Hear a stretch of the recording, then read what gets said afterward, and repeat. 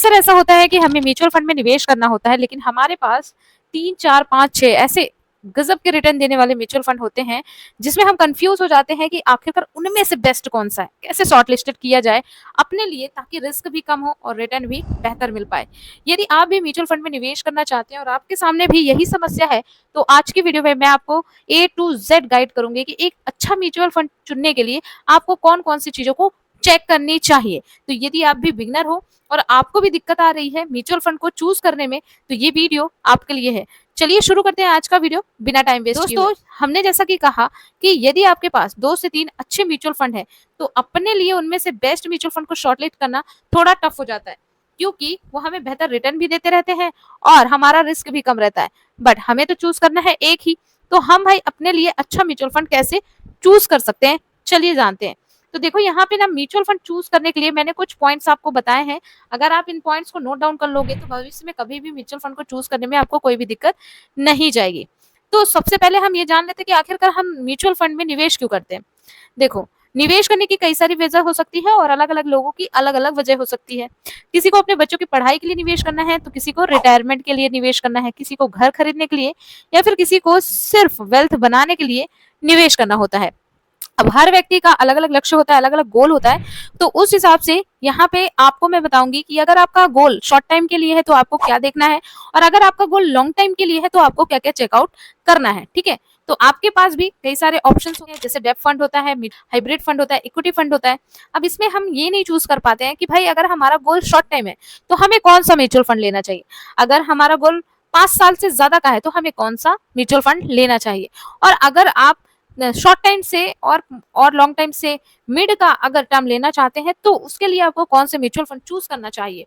बहुत बड़ा कंफ्यूजन है, और जब हम गलत म्यूचुअल फंड का चुनाव कर लेते हैं, तभी हमें हमेशा नुकसान का सामना करना पड़ता है। तो देखिए, हम सबसे पहले ये देखते हैं कि यार अगर आप म्यूचुअल फंड का चुनाव कर रहे हो, तो आप जो टाइम ड्यूरेशन है वो कितनी रखते हैं, 1 से 3 साल, 3 से 5 साल, या 5 साल से ज्यादा। तो जो भी बंदा शॉर्ट टाइम यानी 1 से 3 साल के लिए निवेश करना चाहते हैं, तो उसके लिए डेब्ट फंड और लिक्विड फंड सही हो सकते हैं। अगर किसी व्यक्ति को 3 से 5 सालों के लिए निवेश करना है, तो उसके लिए उन्हें हाइब्रिड फंड या फिर बैलेंस फंड में निवेश करना चाहिए। और यदि कोई व्यक्ति 5 साल से ज्यादा के लिए निवेश करना चाहता है, तो फिर लॉन्ग टाइम सबसे बेस्ट ऑप्शन है, तो उसके लिए वो इक्विटी म्यूचुअल फंड या फिर इंडेक्स फंड में निवेश कर सकता है। तो जो भी आपका गोल है, जो भी आपकी टाइमिंग है, उस हिसाब से आप इन म्यूचुअल फंड का चुनाव कर सकते हैं। ठीक, ओके। तो अब देखो, इन्वेस्टमेंट हॉरिजन की मैं बात करती हूँ, यानी समय अवधि। यदि आप 1 साल में पैसा निकालना चाहते हो, आप सोचते हो कि मैं 1 साल के लिए निवेश करूं और एक साल में मैं पैसा निवेश करके निकाल लूं, तो भाई आपको ना सच बताऊं तो म्यूचुअल फंड करना ही नहीं चाहिए। क्योंकि यार म्यूचुअल फंड में ना देखो, बाजार का उतार चढ़ाव बहुत होता है। अभी पिछले पिछले कुछ महीनों से आपने देखा होगा, बाजार अच्छा खासा परफॉर्म नहीं कर रहा था, तो लोगों के पोर्टफोलियो डाउन थे। तो जो भी बंदा नया आया था, वो तो जीरो में चला गया, तो उसे लगता है कि नहीं भाई सही नहीं है। लेकिन अगर वहीं पे अगर आप टिके रहते हो, तो मार्केट जैसे धीरे धीरे रिकवर करता है, वो आपके लॉसेस को भी रिकवर कर लेता है ना। तो इसके लिए ना आपको ना 1 साल में पैसे अगर आप निकालना चाहते हो अपने एमएफ से, तो आपको नहीं करना चाहिए, और आपको स्पेशली इक्विटी फंड में तो बिल्कुल भी चूज नहीं करना चाहिए। ठीक है, इक्विटी फंड में यदि कोई बंदा चूज कर रहा है कि हम इक्विटी फंड में लगाएंगे, तो भाई 5 साल से ज्यादा का टाइम अगर रखोगे, तो आपको बेहतर रिजल्ट देखने को मिलेगा। Clear, okay. आई थिंक ये बात समझ में आ गई होगी। चलिए अब यहाँ पे सेकंड पॉइंट हम नोट डाउन करते हैं कि थर्ड पॉइंट नोट डाउन करते हैं कि भाई और क्या चेक करना है। तो हमने अपना गोल डिसाइड कर लिया, हमने अपनी टाइम ड्यूरेशन भी सेट कर ली। अब हमें ना किसी जो भी हमने म्यूचुअल फंड चूज किया है, सपोज आपने डेब्ट किया, हाइब्रिड किया है या फिर इक्विटी किया है, तो आपके सामने जो भी 3-4 विकल्प हैं, आप क्या करें, सबसे पहले उन म्यूचुअल फंड का पास्ट परफॉर्मेंस देखें। आपने देखा होगा, हमने अक्सर अपनी वीडियो में पास्ट परफॉर्मेंस शेयर किया हुआ है। क्लियर, इसका कारण ये होता है कि यदि आप पिछले कुछ सालों का आंकड़ा देखते हैं, तो आप आने वाले सालों में ये अंदाजा लगा पाते हैं कि आपको ये म्यूचुअल फंड कितना रिटर्न बना के दे सकता है। ठीक है, तो आपको क्या करना है, लास्ट 6 महीने 1 साल का रिटर्न नहीं देखना, बल्कि आपको 30 साल, 5 साल, इनफैक्ट जब से उस म्यूचुअल फंड को लॉन्च किया गया है, तब से लेके अभी तक का आपको ऑल टाइम रिटर्न चेक करना होता है, और ये जरूर करें। ठीक है, ओके। हालांकि पिछले रिटर्न से भविष्य की गारंटी नहीं होती। मतलब पिछला रिटर्न अगर आपका मान लीजिए 18% गया, 20 गया, 25 या फिर 35 एबव गया, पर इस बात की इसमें कोई गारंटी नहीं होती है कि आने वाले समय में भी अच्छा रिटर्न बना के दे सकता है। लेकिन हाँ, इससे एक आइडिया लगाया जा सकता है कि ये म्यूचुअल फंड आपको कितने परसेंट तक का रिटर्न बना के दे सकता है। क्लियर? ओके। अब यहाँ पे कंपेयर करें बेंचमार्क से। हमेशा आपको अपने म्यूचुअल फंड को बेंचमार्क से, म्यूचुअल फंड का बेंचमार्क से कंपेयर करना चाहिए। अगर निफ्टी ने पिछले 5 सालों में 12% दिया है तो फंड ने 10% ही दिया, तो शायद कोई फंड बेहतर हो। समझ रहे हो? तो यहाँ पे बेंचमार्क से ज्यादा अगर आपका म्यूचुअल फंड रिटर्न देता है तो भाई वो म्यूचुअल फंड सही होता है। क्लियर? ओके। इसके बाद चौथा पॉइंट है फंड मैनेजर की स्किल और एक्सपीरियंस जरूर चेक करें। आप कभी भी किसी भी म्यूचुअल फंड में निवेश कर रहे हैं तो आप यूं ही या एवी आप निवेश ना करें, बल्कि आप देखें कि आखिरकार उस म्यूचुअल फंड को ऑपरेट कौन कर रहा है, मैनेज कौन कर रहा है। ठीक? और जो मैनेज कर रहा है कोई वो नौसिखिया तो नहीं है, उसको एक्सपीरियंस है कि नहीं, उसकी स्ट्रैटेजी क्या होती है, ये सब आपको डिटेल चेक करनी होती है। अब आप कैसे कर सकते हो, आप किसी भी म्यूचुअल फंड में जाओ, इंफ्रास्ट्रक्चर मैं यहाँ पे कोई भी ओपन करी, ठीक? ओपन करने के बाद एसबीआई की ऑफिशियल वेबसाइट आ जाती है म्यूचुअल फंड की, यहाँ पे हम गए। क्लियर? को मिल जाएगी कैसा एयूएम साइज है ना, और क्या एग्जिट रोड लग रहा है, वो सब कुछ हम बात कर रहे हैं। यहाँ पे इसको कौन मैनेज कर रहा है, तो जैसे ही नीचे की ओर आओगे तो यहाँ पे देखो जो भी इसे मैनेज करेंगे, ठीक है, उनकी तस्वीर, उनके बारे में पूरी डिटेल आपको देखने को मिल जाएगी। ठीक? तो आप इनके बारे में आप देख सकते हो कि ये कौन बंदे हैं, इन्हें कितने सालों का एक्सपीरियंस है। जैसे ये जो बंदे हैं उन्हें 19 सालों का एक्सपीरियंस है। ठीक? ये फाइनेंशियल सर्विसेज इंडस्ट्री में काम कर रहे हैं, 19 सालों का इंडस्ट्री में इनका एक्सपीरियंस है। मैनेजिंग इन फंड साइज जैन 2022, मतलब जैन 2022 से ये इस फंड को मैनेज कर रहे हैं। तो आप यहाँ पे चेकआउट कर सकते हो, एक्सपीरियंस के बारे में जान सकते हो, तब आप यहाँ पे डिसीजन ले सकते हो। क्लियर? तो यहाँ पे फंड मैनेजर का अनुभव, पिछले फंड में प्रदर्शन कैसा रहा, अच्छा फंड मैनेजर ही सही समय पर निवेश और रीबैलेंसिंग कर पाता है, तो आप चेकआउट कर सकते हो, कोई भी दिक्कत नहीं होती। और आप चाहे जिस भी म्यूचुअल फंड में निवेश करें, जरूरी नहीं मैंने एसबीआई ओपन किया, आप एचडीएफसी, एक्सिस, आईसीआई या फिर जो भी आपको म्यूचुअल फंड सही लगता है तो आप उसके फंड मैनेजर की डिटेल चेकआउट कर सकते हो, उनकी ऑफिशियल वेबसाइट में आपको मिल जाएगा। ओके। उसके साथ साथ किसी भी म्यूचुअल फंड का एक्सपेंस रेशियो जरूर चेकआउट करें। एक्सपेंस रेशियो क्या होता है? एक्सपेंस रेशियो उस फंड को मैनेज करने की फीस होती है या चार्ज कहलाता है। ठीक?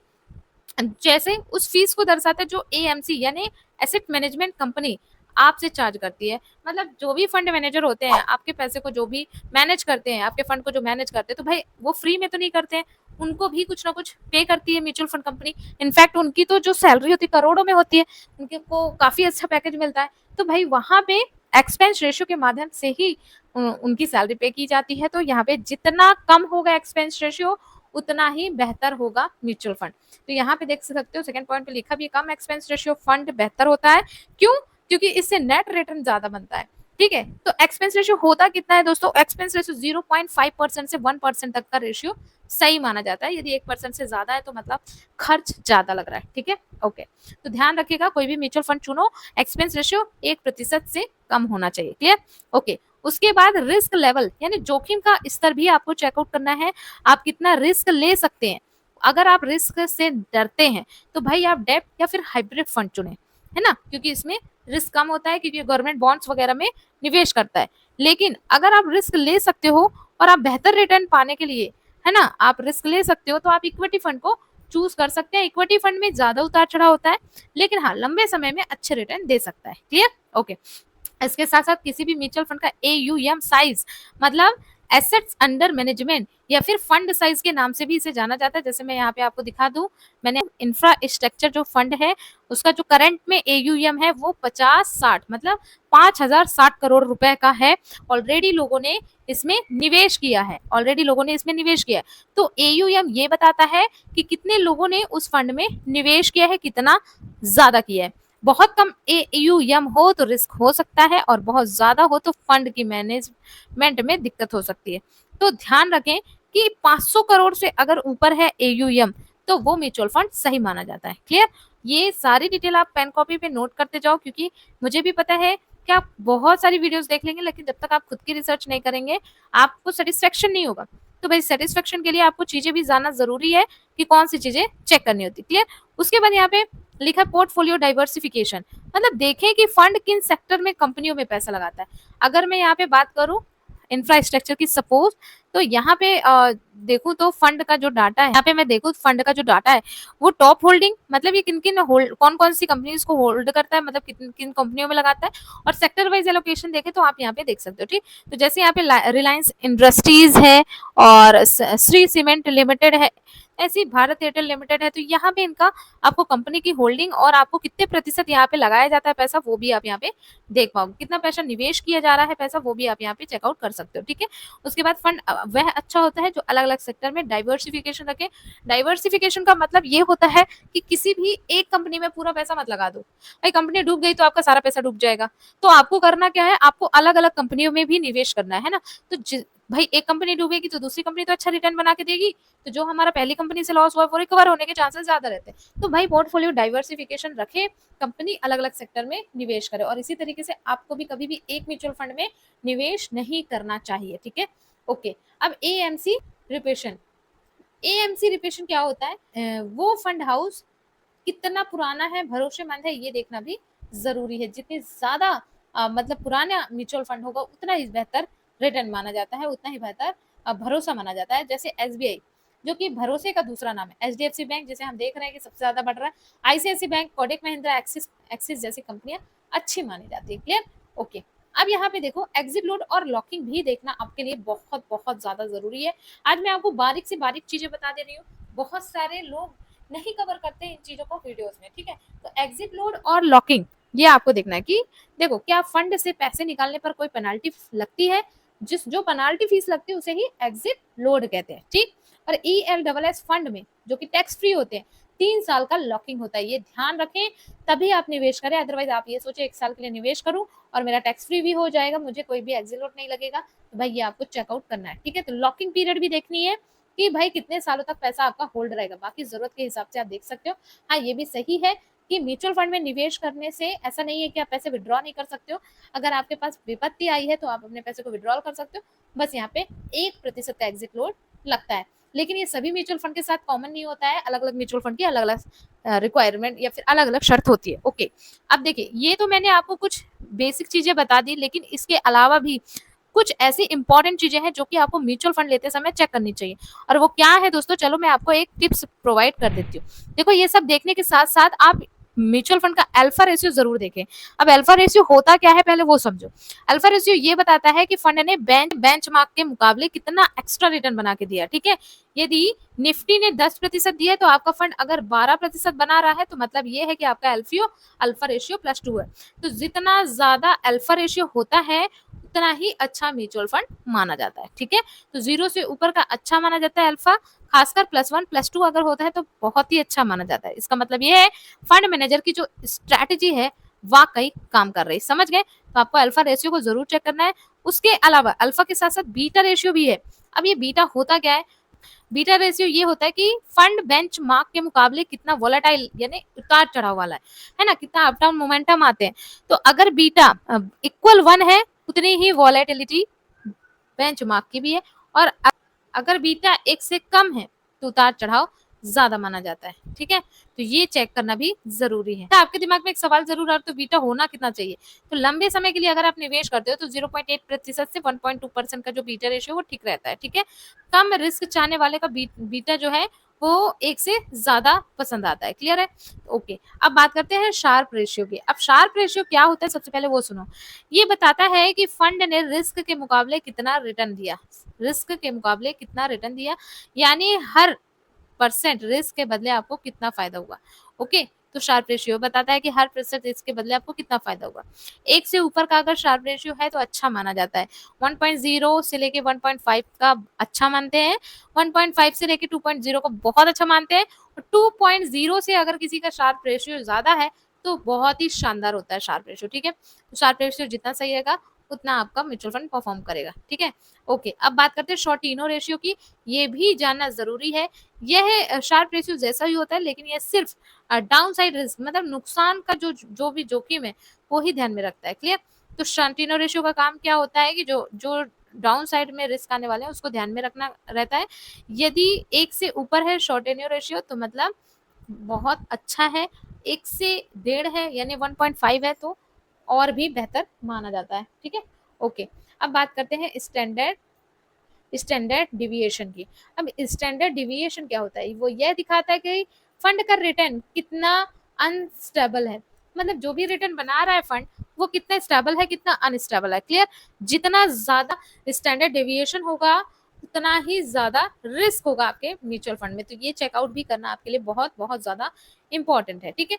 अब देखो कितना सही होगा, इक्विटी फंड में अगर कोई निवेश कर रहा है तो 10 से 18 के बीच में सही होता है। समरी है जो कि मैंने शॉर्ट में यहाँ पे बताया कि अल्फा रेशियो का मतलब ये है कि बेंचमार्क से कितना एक्स्ट्रा रिटर्न बनाया है, जितना ज़्यादा एक्स्ट्रा होगा उतना ही ज़्यादा अच्छा होगा mutual fund. Beta ratio volatility को प्रदर्शित करता है, कम या 1 के लगभग होगा तो सही होगा। उसके अलावा Sharpe ratio risk adjust return को देखता है, जो कि 1.5 का होगा तो अच्छा होगा, और Sortino ratio downside risk adjust को देखता है, जो कि 1.5 के प्लस होगा तो अच्छा होगा। तो एक समरी है ओवरऑल म्यूचुअल फंड को चुनने का। आई थिंक कि आपको सारी बातें अच्छे से समझ में आ गई होंगी। अब आपको म्यूचुअल फंड के चुनाव में कोई भी दिक्कत नहीं जाने वाली है। तो भाई कैसी लगी जानकारी कमेंट में ज़रूर बताना। अगर आपको पहले से ही पता था तो किस-किस को पता था वो भी मुझे कमेंट में बताना। और अगर आपके लिए हेल्पफुल हो वीडियो तो लाइक करके शेयर ज़रूर करना। साथ ही साथ चैनल को सब्सक्राइब करना बिल्कुल मत भूलना। मिलते हैं अगली वीडियो में। थैंक यू दोस्तों।